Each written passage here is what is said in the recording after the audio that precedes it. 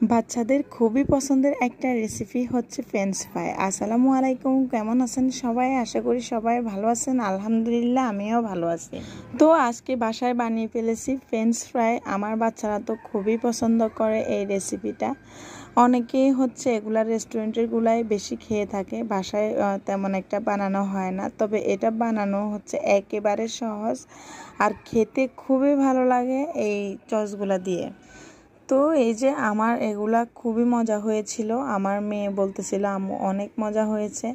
অনাকাঙ্ক্ষিত একটা কারণে আমার ভিডিও ক্লিপটা ডিলিট হয়ে গিয়েছে, কিচ্ছু করার নাই।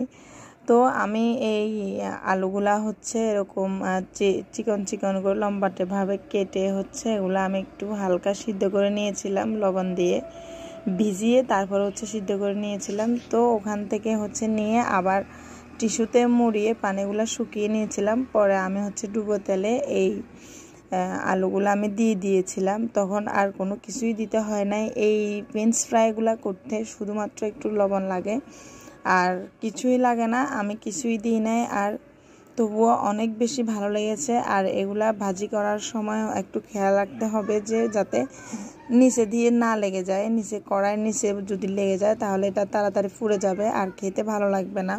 আর হচ্ছে সিদ্ধ করার সময়টা সর্বোচ্চ 2 মিনিট, 2 মিনিটের উপরে কিন্তু এগুলো সিদ্ধ করা যাবে না। তো ফ্রেঞ্চ ফ্রাই খেতে কার কার কাছে ভালো লাগে এবং আমার করা এই ফ্রেঞ্চ ফ্রাইগুলো দেখতে কেমন হয়েছে অবশ্যই কমেন্টস করে জানাতে ভুলবেন না। সবাই ভালো থাকবেন। আল্লাহ হাফেজ।